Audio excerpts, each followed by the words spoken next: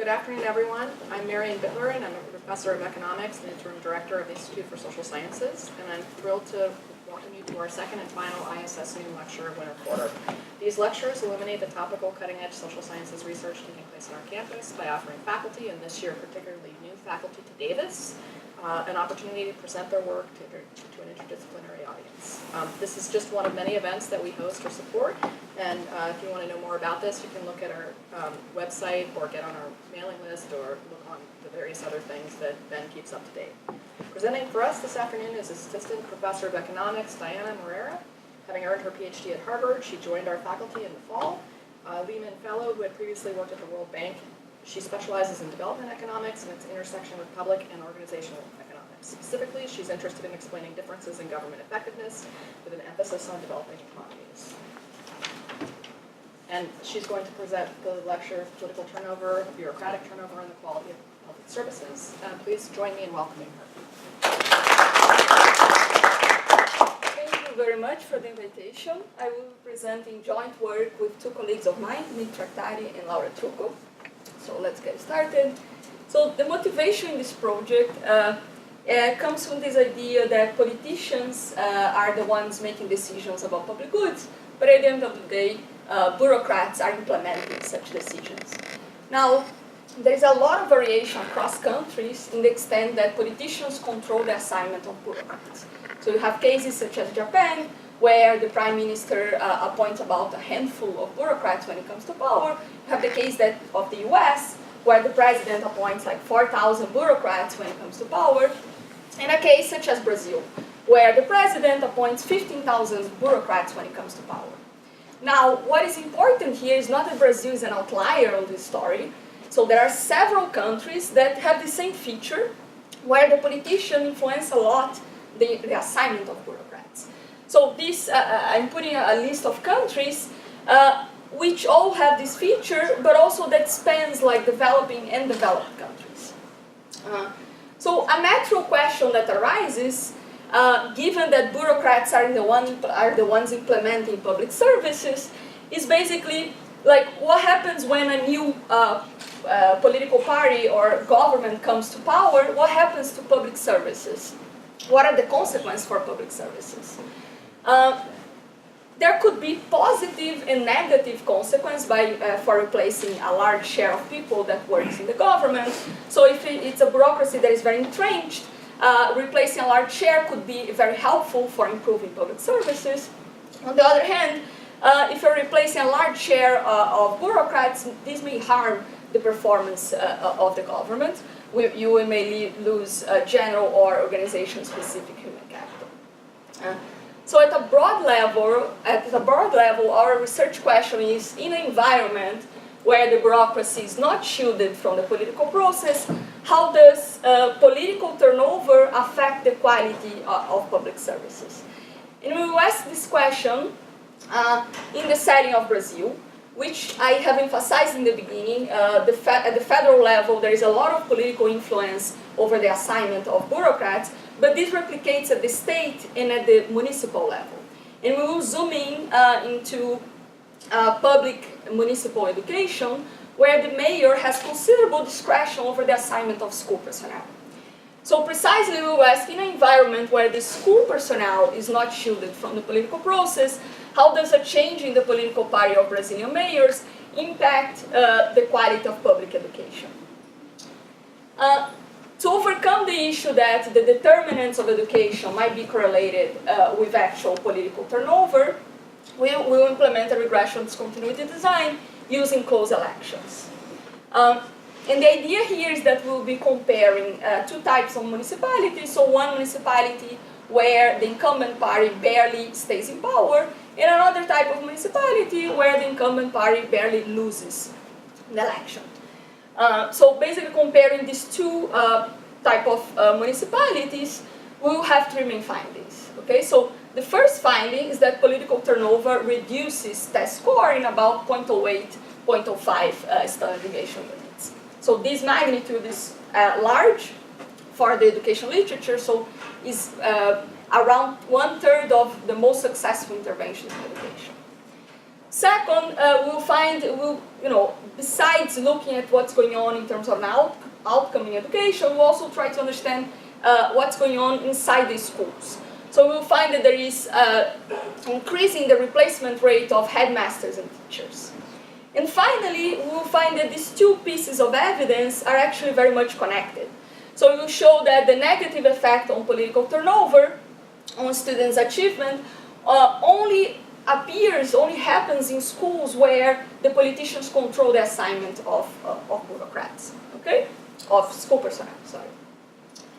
So just to put a little bit in perspective, so these are basically the main findings of the paper. I will add a lot of detail and qualification on these results throughout the talk, but let me give an overview of like why I think this is relevant given the literature. So we believe we are contributing to a literature of the costs and benefits of having political control over the bureaucracy. On the benefit side, we are basically, there are evidence that having political control over the bureaucracy could influence the extent in which the administration is aligned with the executive branch of the government. On the cost side, the most obvious one is basically patronage. So when you allow politicians to influence who gets to be assigned to the government, basically you may make the quality of the candidates that actually go to the government worse, and even they may have lower incentives to perform. So this has been documented elsewhere. Our contribution here is to highlight another cost of political discretion over the bureaucracy, which is due to this frequent disruption that happens every time that you change a government. That is beyond the actual quality of the candidate or even the effort that they are putting. So let me qualify a little bit more on the contribution and say what exactly we knew about the specific question that we are asking. And so other papers had studied this relationship between elections and political control over the bureaucracy. Precisely, we know from past literature that when politicians can control the assignment of bureaucrats, then do so extensively, for example, in the case of the high levels of the Indian bureaucracy. We didn't know much about the consequence of that for the public service provision at the end of the day, which is what we care about in terms of policy. And we knew from the US setting that changes in government in local cities in the US has no consequence for public goods. So what we are adding to this literature, to this broader question, is that to show that in this setting, with the existing set of incentives, the net effect of political control over the bureaucracy is negative for one welfare-relevant measure, which is students' test score. And we can do so because of two elements of our setting. So basically, we're studying a setting where the bureaucrats are very much influenced by politicians. And second, we have a welfare-relevant measure of the action, of the behavior of the bureaucrats that is very connected to what the bureaucrat is doing. So basically, we will be looking at test scores, and the bureaucrat that is under the influence of politicians are basically teachers and headmasters. So it's a tightly linked, which is very different than looking at poverty rates and so on. So let me give an overview of the talk. I will talk about the Brazil context, data empirical strategy. On the results, I really focus on the main results of the paper, which is trying to understand the consequence for a measure of output in education, as well as a measure of input in education, which is perhaps the most important input in education, teachers, school personnel in general. And then if we have time, we'll discuss further the mechanisms, and I will conclude. Okay, so municipalities in Brazil, a few things you should know if you're not familiar with the context, is a highly decentralized and autonomous body. So basically they are responsible for key public services in Brazil. So they are responsible for health, education, sanitation, and so on. The mayors are selected through 4-year terms, and they can be re-elected. The education, so there are several players in the educational market in Brazil. The most important thing, given that we're talking about municipalities, is that the municipal government controls 65% of schools in Brazil. And in this setting, the municipal government will play the role of the school district. So there will be basically, the mayor will be making decisions about the daily operation of the school, the hiring, the firing, and so on. And second, so another element that is important, given that a lot of the mechanism that I'm describing here is about school personnel being reshuffled around, there is a lot of room for the politicians to influence the assignment of bureaucrats, of school personnel.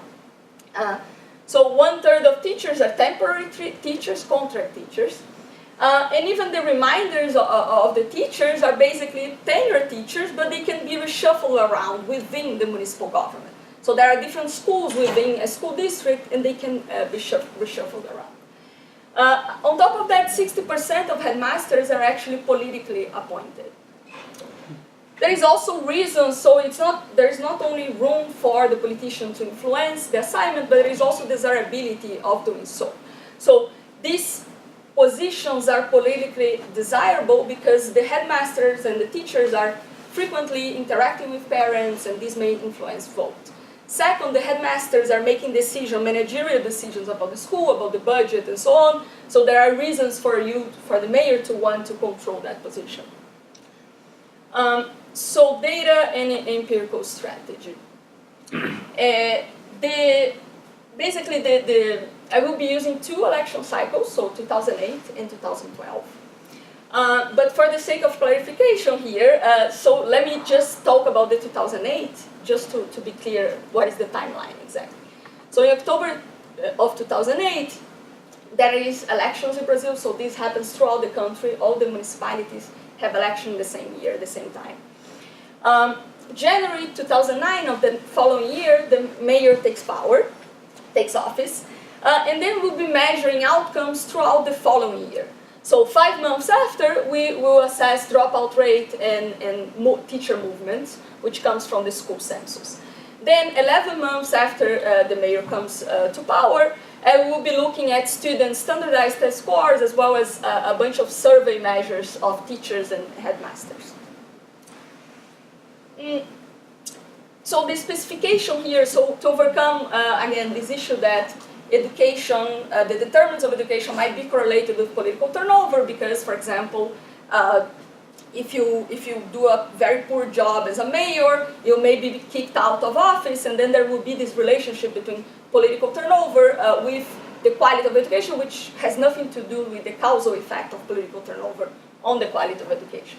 So to overcome this issue, we use a regression discontinuity design. Specifically, we use a flexible linear specification within a window of closed elections. Our outcomes here will be sometimes at the individual level, such as test scores, sometimes at the school level, such as headmasters and teacher replacement. Our running variable is the incumbent vote margin, which is the difference between the vote share of the incumbent party and the vote share of the strongest opponent.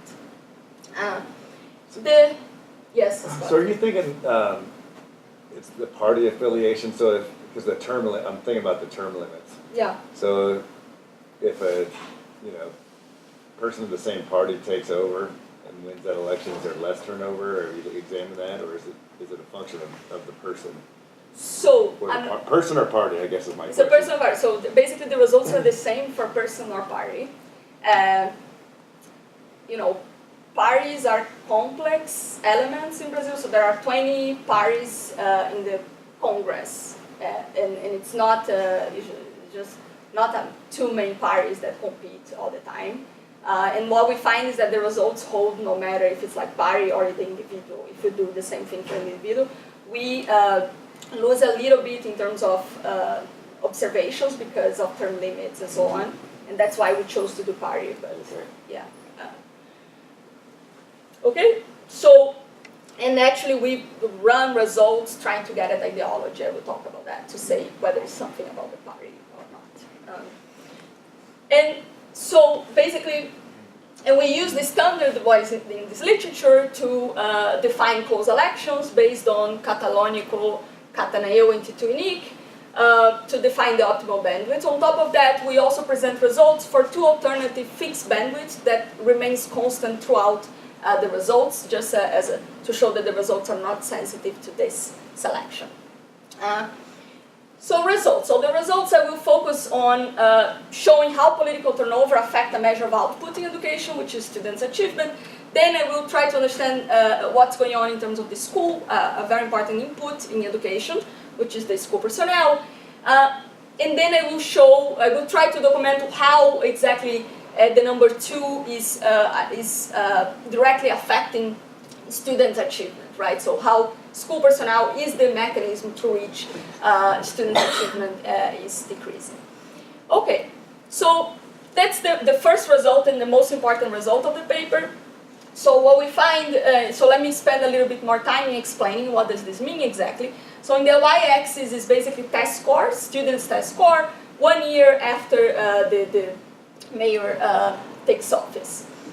On the x-axis is incumbent vote margin. So all municipalities that are on the left side of the winning threshold are basically municipalities in which they did not experience political turnover. On the right side are municipalities which experience political turnover. And each of these dots represent basically around 200 municipalities that I'm grouping them together just for the sake of exposition. This does not affect my actual results, okay? So what we see is that there is a clear discontinuous relationship between test scores and incumbent vote margin right at the winning threshold. Yes, Maria? I feel like I'm missing something obvious, but why do we expect there to be a positive slope for the test score? Shouldn't it be flat? Yeah, so basically this is not statistically significant. The actual slope is not statistically significant. But, why, like I got many times people, but we can follow up after, but basically, yeah, I was curious why this is so relevant. But many people had asked me this, and I haven't, yeah, so let's talk. Okay, I just thought I was missing something, which meant I wasn't, yeah. Yeah, no, I think it's important, but it's basically not statistically significant, but I think I should have a better answer for that. Okay, so that's basically, the relationship is very discontinuous, right at the winning threshold. And what is interesting, what is nice about this method is that you can look for the same relationship before the election. And what we see is that the relationship is pretty smooth before the election.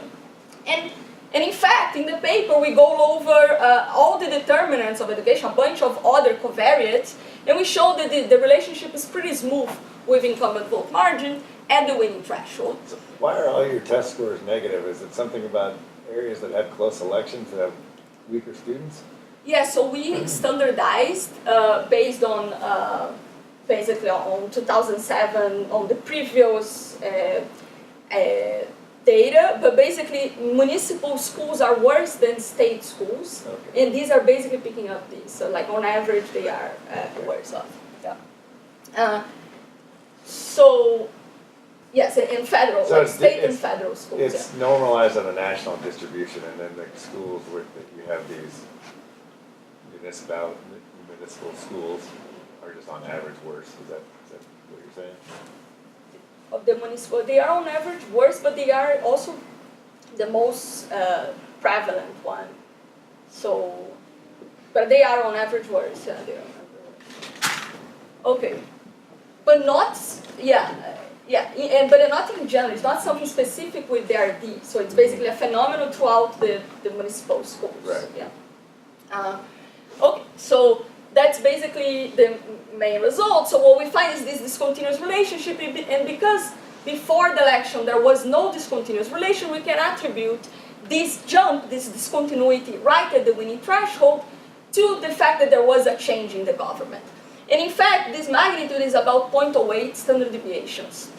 And what is perhaps more important is the fact that it's not really dependent on my definition of close elections and to my definition of controls. So basically, what I do here is to show the same the estimate of that jump that I show in that figure, but for a variety of different definitions of close elections, and also for including or not control. And we show that the magnitude of this discontinuity is pretty constant throughout the specification. So it's a very robust result. And so from that, we concluded there is a decrease in the quality of education. However, there are potential alternative interpretations to the result. So first, one could argue that this is actually picking up selection. So it could be that the new mayor comes to power, he expands education to all, and this drops the average test scores of students. Well, we find that there is not a change in the composition of the students, as well as there is no evidence that dropout is getting lower. The second alternative interpretation would be that this is actually picking up ideology. So a new mayor comes to power, he doesn't care so much about education, he shifts resources to something else, or even the idea that he cares not about math and language, but he cares about other skills that the school is developing. We find that the results are does not depend on whether it's a shift to the right or a shift to the left in terms of the political spectrum in Brazil. Does yes, the political party change curriculum or do things like that? Or is this all about personnel changes? So we show evidence that there is a lot of disruption programs in general. Curriculum, we test that, but I don't remember the result. But like we have, at the end, we have a bunch of disruption of like programs that focus on dropout students and things like that. And we find evidence that this is also happening. But we believe that this is happening through like the changes in the school, because it's, it's likely that the mayor is not making this change. It's something that you really need to the buy-in of the personnel in the school. They bring in new headmaster and teachers and then they change what's going on. Yeah, and then they change what's going on. Yeah, that's what I And it sounds like you don't think it's just, therefore it is not just the sort of disruption effect, it is actually about changes in something that's happening. It's not just because it's more chaotic, it's for, can you separate that out? No, I don't think so, yeah. It's about like reshuffling people, and that's Everything that goes along with that. yeah, it's like So you I'm can't not really sure if I can- distinguish between the reshuffling part and the changes in things like curriculum or... Yeah, so what we see is like, I think that the mechanism like are two. Basically, one could be like the quality of these people are worse, and the other is like this disruption, which I'm bundling together all this because you are reshuffling people.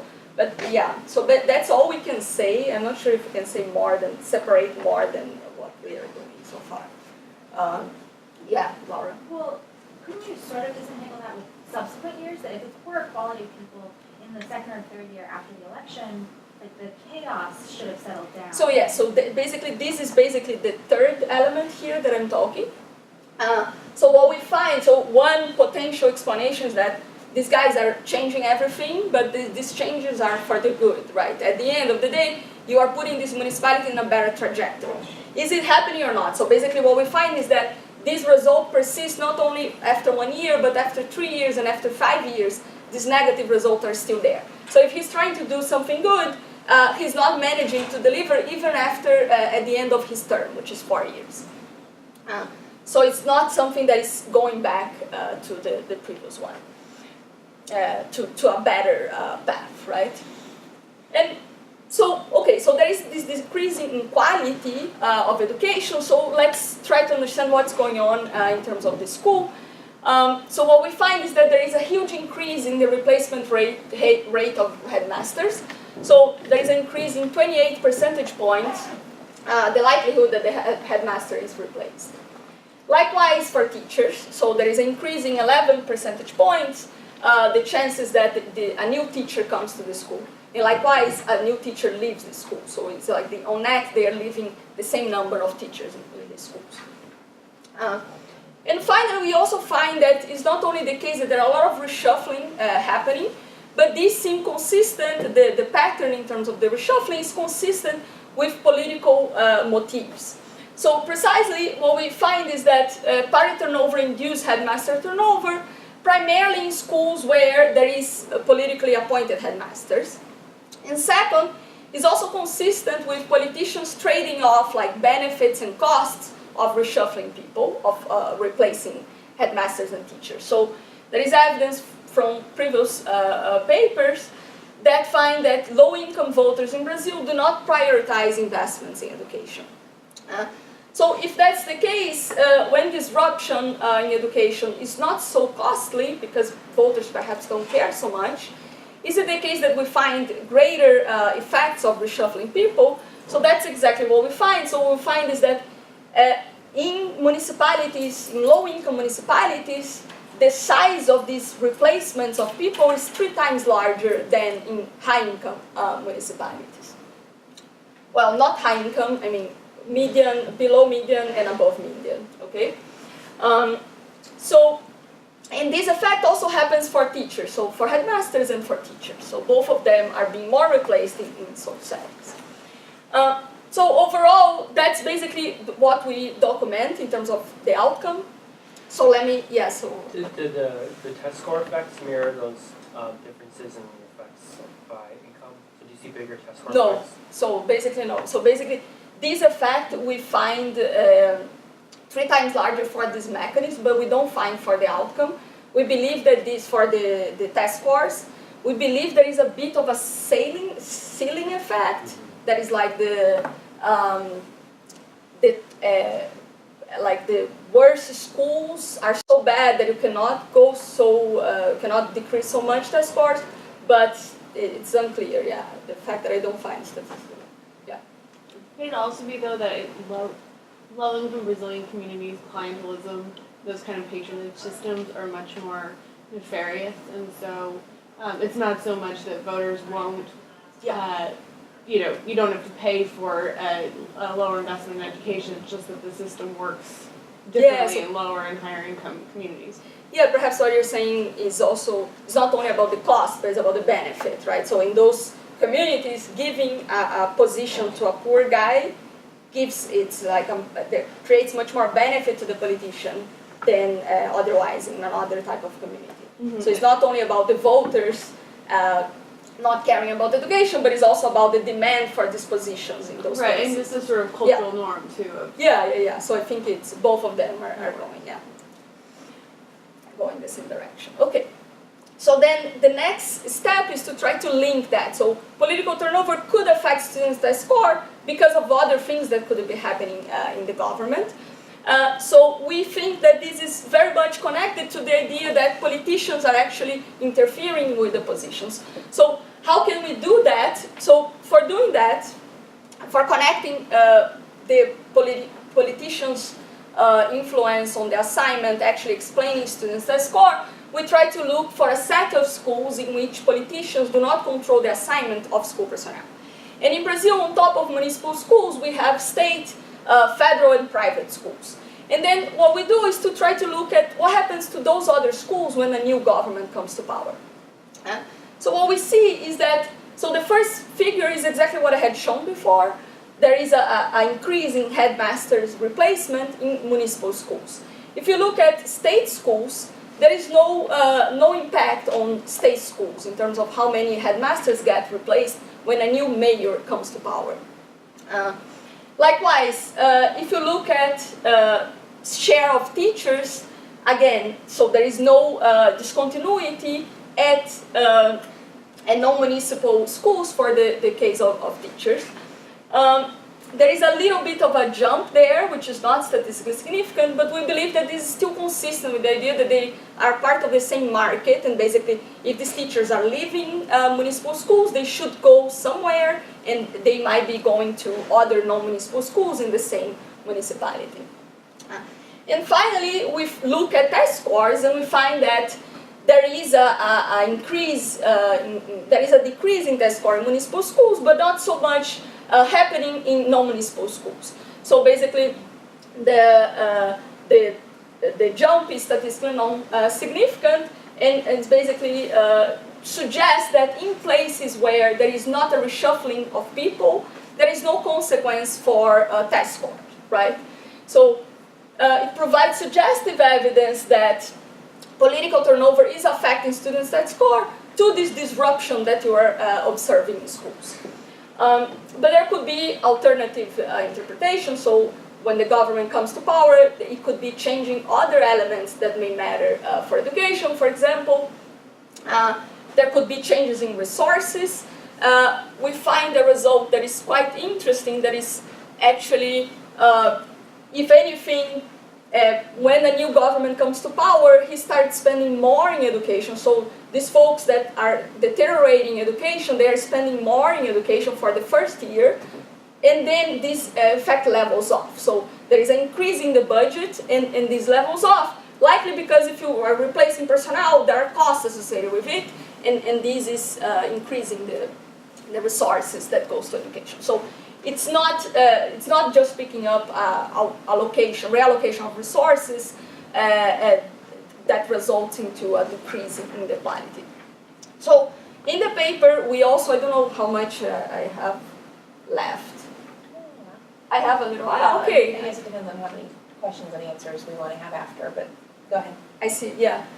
So on the paper, I go over a bunch of exercises to try to understand how exactly school personnel changes affect students' achievement, given that these changes are happening in the beginning of the term. So it's not the case that the teacher and headmaster are being replaced in the middle of the term. This creates much more disruption. This is like happening in the beginning of the term when the mayor comes to power, okay? But here I'm not sure if I will have time. Basically, let me go over it, and then we see if I have to cut it in.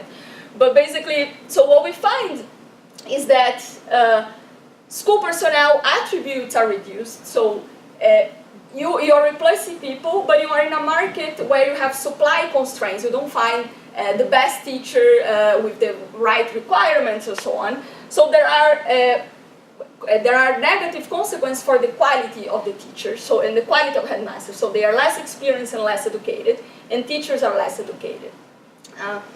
But this lower quality does not explain entirely the results. So what we find is that this explains roughly 25 and 40% of the decrease in test scores based on cross municipalities correlations between these variables. But there could be changes in the school operation as well, as Scott was mentioning in the beginning.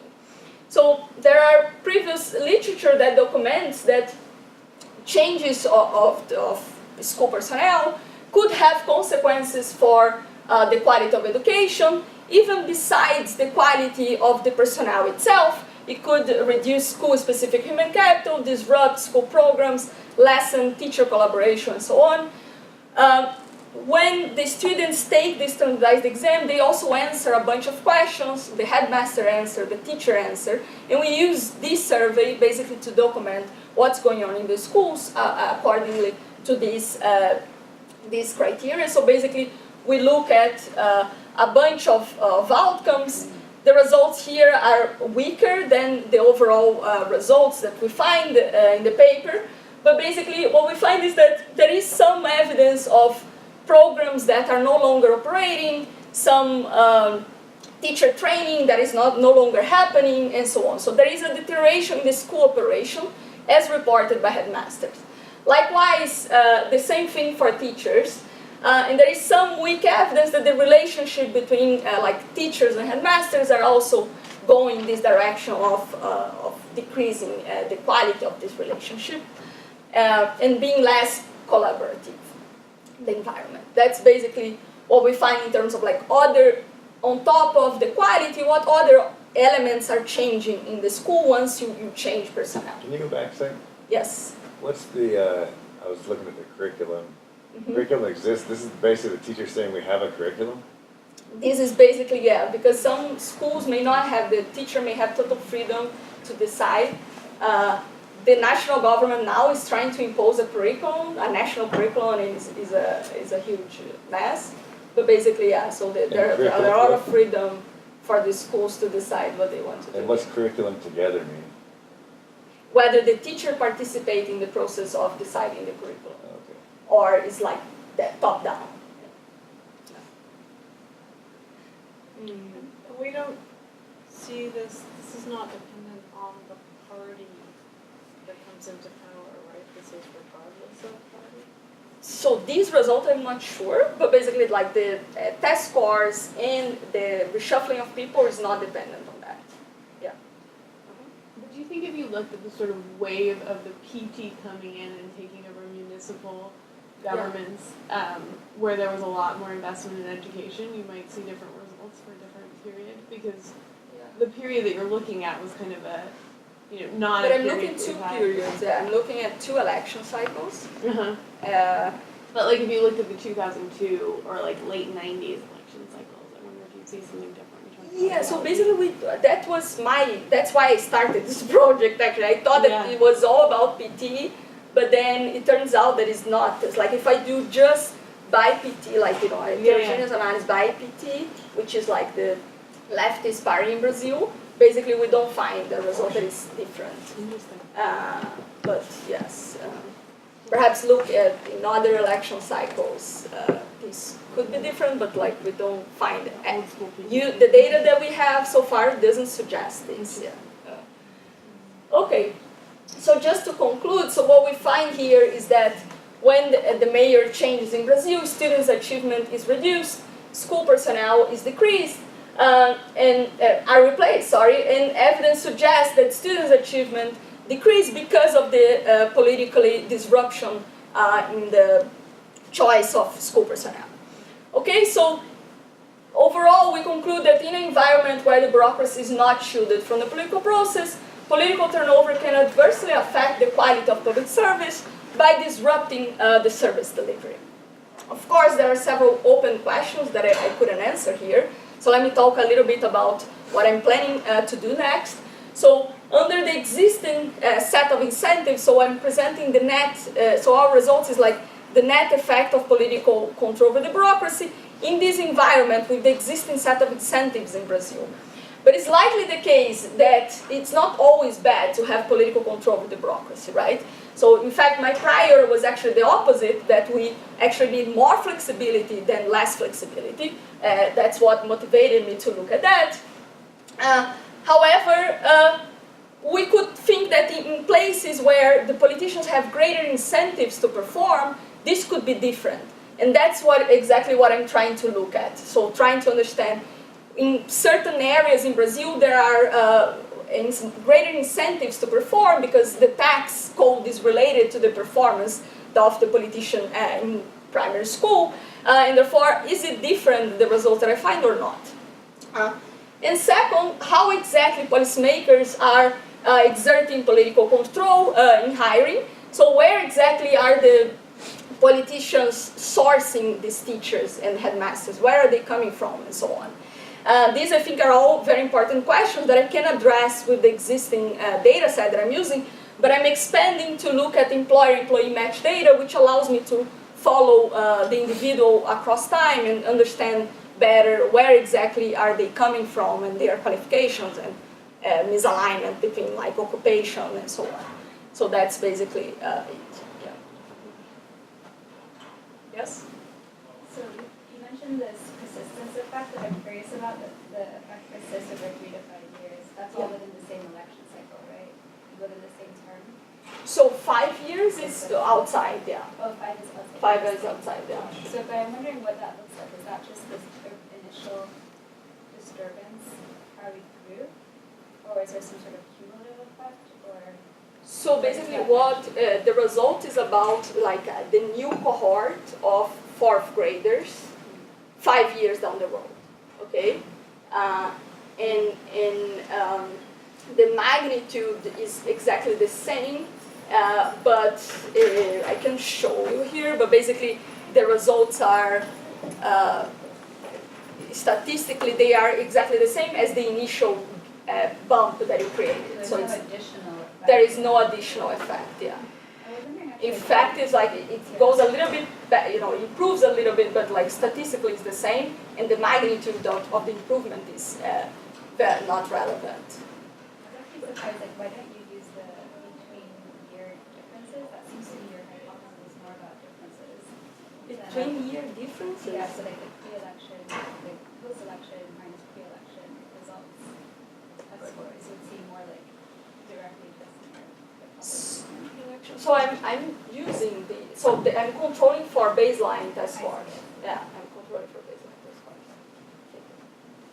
Yeah. So I thought it was really interesting that the spending goes up in the year after, Yeah. but there's all the new teachers and it seems like there's a lot of programs that were cut or Yeah. ended. So what are they spending the money on? It seems like if they're hiring less experienced teachers and they're cutting programs, where's the money going? Do you have a sense of that? The way I thought about was like firing and hiring people is costly. So you basically are spending on that. And then that is consistent with the idea that it levels off. Like in the second year, it's the same, how much they're spending. So it's not, So there's they're a not severance. reallocating to other permanent changes. They're just like, they have some costs in reshuffling people, but, and that's picking up in the first year. But, So they have to pay when they lay teachers off, even if they're on a contract, they have to pay them some compensation? yeah, so I have to follow up on that. I have to understand better how is exactly they are capable of reshuffling, if they have to pay anything. For sure they have to fire, yes, but I think what's going on is more like reshuffling within the school and a little bit of firing. But If they have salaries, interesting if the salaries go up. For the, if what? if the salaries go up for the headmasters or something like that, interesting to look at. If the celibate, like they paying that them? would be a permanent. Sorry? Yeah, that's true, that'd be Yeah, perfect. that would be a permanent. I think it's more like you have to initiate this process of hiring people and basically announce, advertise, and do all this, and that this is costly, and it's a temporary cost. I think it's more about the flow and changing but yeah. Two quick questions. The first is, how do you know it's not partially other spending changes in other parts that they can affect? Like they spend less on health or something, or they change who they spend on health, or they change what they spend for cops and there's no crime, or something like that. Like Yeah. that other changes in spend, I mean, can you rule that out? If they are allocating the budget. Suppose they fire all the police too, or something They could, but that. like they are not spending less in education, right? They're spending Yeah. exactly the same in education. But suppose there are other changes in personnel that matter for kids' well-being in some way, so that part of what you're picking up is a spillover of other changes. in But then it spending. would be, what about the state schools, right? In those same municipalities, the state schools are not suffering. If it's a municipal shock, The levels were kind of different too across them, so maybe it only matters. that's to the true, quality yeah, of yeah, kids or that's something. true. But like, my answer to that would be like looking at schools in those same municipalities. If it's a municipal-wide change, this should be picking up in the state schools. They are slightly different, so it's complicated, but yeah. And then the other question is just, if you're a new teacher, then how do you think about how you answer those questions about the status of your school if the test happens? Or if you're a Yeah. new headmaster, like, is that robust if not new headmasters or Not new new headmasters. teachers or something? Yeah, so it might be picking up their experience in answering these questions. Or just you don't have a baseline if you're new and you never taught before, and certainly if you were never a headmaster, like how do you have a reference for what it meant before? Yeah, that's true, yeah. So another like related point to that is, the fact that these teachers are not performing well. You might be picking up that they don't know how to teach to the test, they don't know how to cheat the system and so on. So to that, we're trying to look at health and see like if mortality is also affected, and it's very hard to manipulate this outcome. Therefore, it could be more supporting evidence, but let's go along this. We're trying to address that. Can you parse out the size of the effect due to headmasters versus teachers changing to get more at the mechanism? If the what? The difference between headmaster and teacher changes? So yeah, they are not. There are teachers being reshuffled, even when the headmasters were not reshuffled. So they are not totally correlated.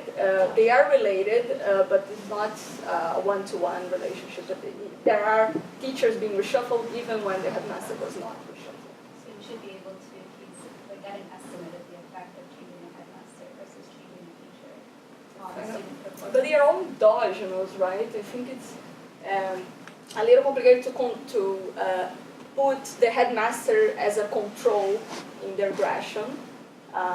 because what you want is like do a heterogeneous analysis with the outcome of which one of the outcomes.